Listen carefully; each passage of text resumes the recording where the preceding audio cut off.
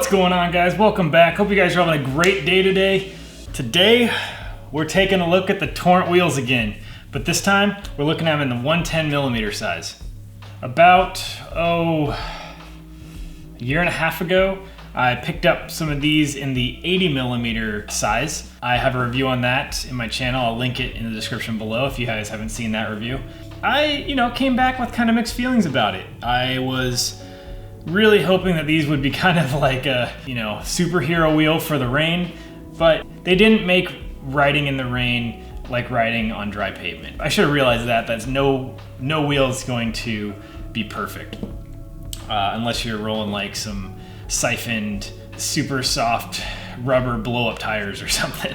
So in this review, I'm going to compare these against the 80mm. Before I forget, I just want to mention that Powerslide sent me these for review. I really wanted to try these bigger wheels because I've heard good things about the bigger Torrent wheels in the rain. I'm gonna be rolling these 4x110 on the Sumo frames. I'm really hoping that the longer frame length or wheelbase is gonna give me a little bit more traction. These wheels, though, are an 84A, I believe. Let me check real quick. Yes. They are an 84A. That being said, I believe they are a dual pour wheel. They have a outside layer and an inside layer. I've heard that the outside layer is actually a harder layer, and then the inside layer is the softer layer that allows the wheel to basically kind of squeeze down and grip or cover more surface area for traction. These wheels come stone ground, so as you can see, these things are really matte, really kind of chalky looking. The first time I saw these when I had these in the 80s, I was like, oh my goodness, these things are really weird feeling. And that's why they're stone ground. When you skate your wheels the first time, you have that kind of glossy finish to them. And I know myself, I like to get that off as soon as I can so that my wheels are more predictable. So like when I'm doing slides or stops or anything, it's a constant grip rather than having this weird where it can kind of slide but then grip really quick. It's a weird feeling. In these wheels, Powerslide has taken basically a stone grinder to them before they even ship them out to you. So what that's trying to do is hopefully when you go straight skating in the rain, this will have a little bit more grip than just leaving it how it's poured and gets that kind of casing feeling in the factory. In terms of design on the wheel, I think they're still really cool. They're just a really modern, cool homage to rain. I love the I love the Torrent motto, which is embrace the elements. I just think it's a cool motto. These also come in, there's 110s. Like I said before, that they come in an 80mm. They also come in a 90mm, a 100mm, and a 125mm. So yeah, that is the Powerslide Torrent wheel. I am really excited to get back on these and give these another shot in the wet weather that we're having. So let's put these on the skates and go for a roll.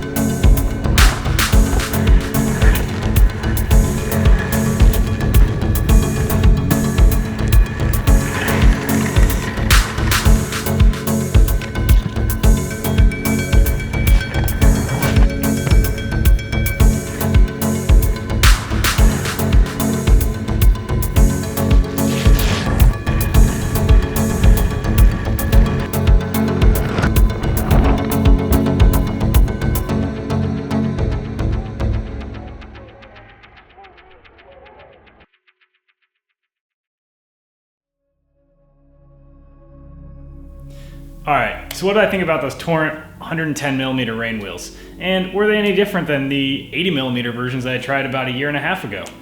Well, let's find out, starting with the pros.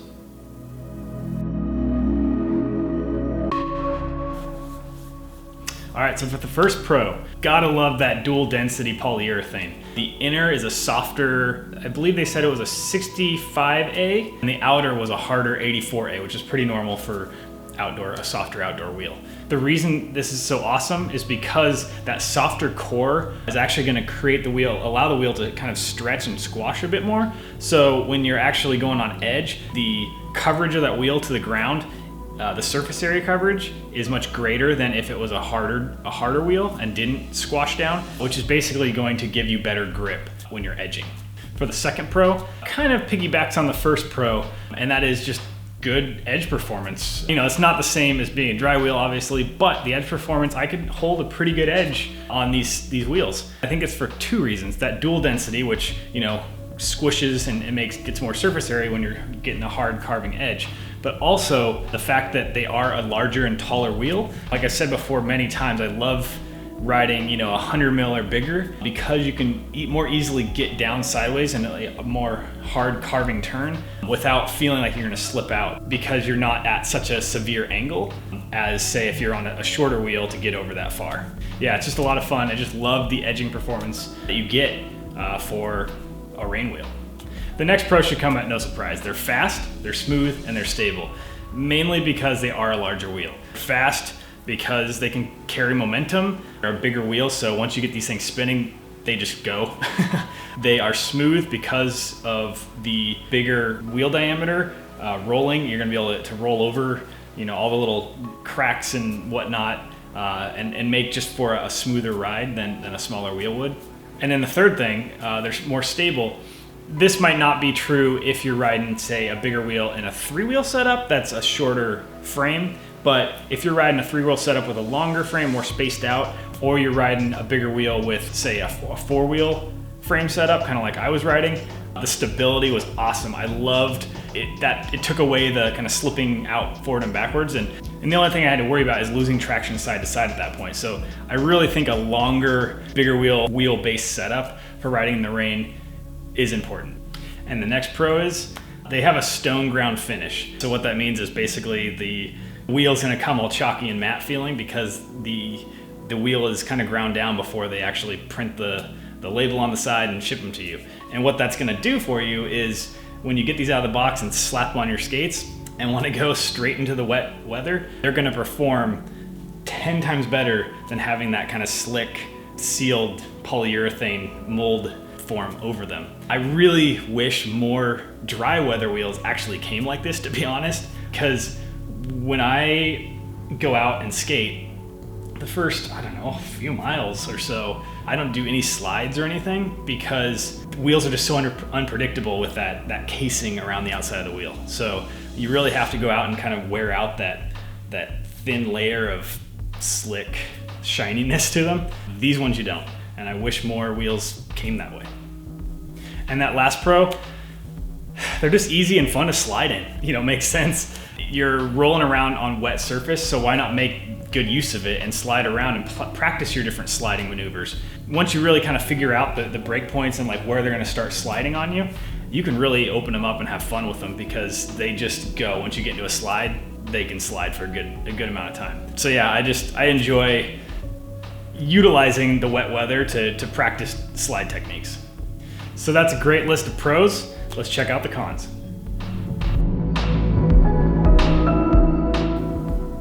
So for the first con, these wheels aren't cheap. They're a pretty expensive set, especially if you're rocking 4 down like me and you gotta buy 8 of these. You know, that's about $200 plus throw in a set of bearings. And you know, you're looking around $250. That's not a cheap setup, especially for the rain that you might not be using all that often. So for the second con, this should come with no surprise. You have to go into this understanding that you're skating on wet pavement, you're skating on wet surface. These aren't gonna perform no matter what like wheels on a dry surface. You know, so it is a con, but you have to expect that with these. And the last con, it kind of piggybacks on the skating performance isn't gonna be like dry surface. But the other thing I found with that is surfaces can really vary from near dry performance at best all the way down to unskatable. And that really depends on the texture of the concrete or asphalt, whatever you're riding on. The more texture, the more grip obviously you're gonna get. And then if you got like moss or slime or dirt and that gets wet, good luck, you know, it's just gonna fall off really quick and you're gonna feel like you're just on ice. To counteract that, I just realized that and I just roll in big open street or, you know, road areas that are usually cleaned quite often and they're usually a little bit more grippy than say a sidewalk or a path or something like that. So who are these wheels for? I'm gonna say that they're for the intermediate to advanced skaters that are looking to still skate when it's wet out. More specifically, I would really push these towards the people that are more training, like cross training or training for races or marathons that have to train in, you know, wet weather, or they show up to a marathon or a race and it's not canceled and it's, you know, a bit wet here and there. You know, it's just good to have in the bag if that's something that you could come up against.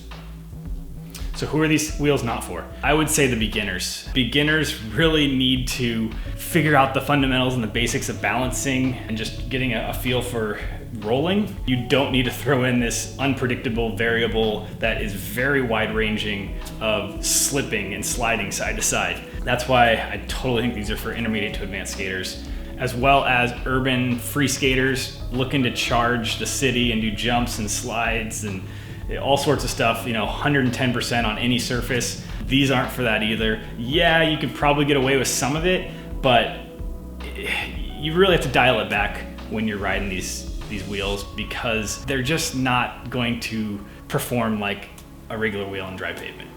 They're also not for, say, the fitness or long distance skater that skates a lot of pathways, really don't get cleaned a lot or are under tree foliage or shade a lot, that kind of gets slimy and mossy, that are just dirty. Once those things get wet, these will not have any effect or grip on those surfaces.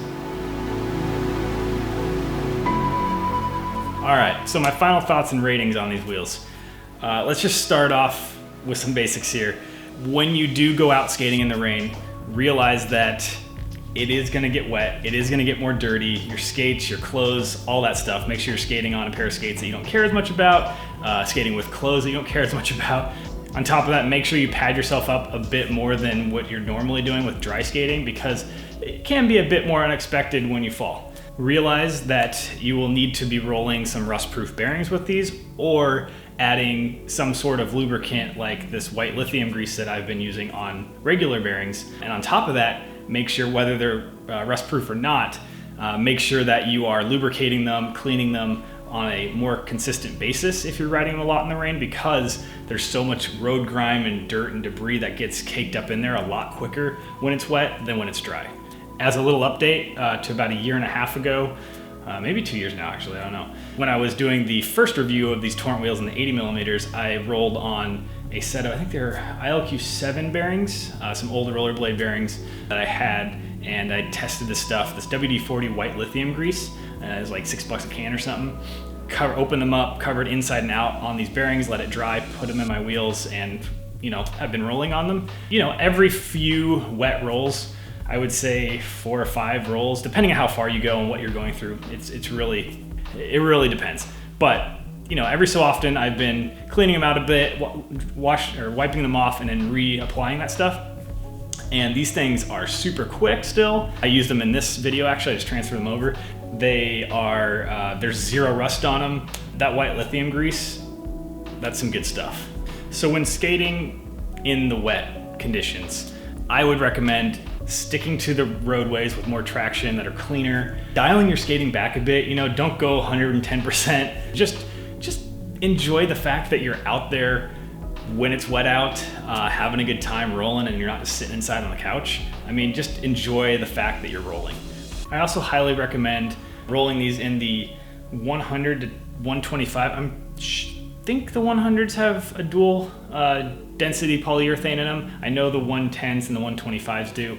Just the bigger size of these, I think they're a lot more fun because you get the benefits of rolling a bigger wheel, like smoother, more momentum, longer wheelbase. And then also on top of that, with these wheels specifically, you get the dual density, so the softer, more squishy center. That ability for that wheel to kind of squish down and hold that edge better is just a really important feature when you're rolling in the wet. You know, I really think these wheels and wheels like these are very important for our inline community. They're not for everyone, that's for sure. You have to really kind of pull your expectations down a bit and just enjoy them for what they are, and the fact that you can be out there in the wet and having fun inline skating. And so in the end, I am going to be rating these wheels a little higher than the 80mm counterparts of these. And I'm giving these wheels a rating of 3.25 wheels out of 4. All right, guys, so that's gonna do it. If you guys have any questions about these wheels that I didn't cover, please feel free to ask me in the comments below. I am happy to get back to you guys on that with whatever knowledge I have. If you guys like this video, you guys know what to do. Like, comment, subscribe, make sure you ring that bell so you don't miss any of these uploads. And until next time, guys, just keep rolling.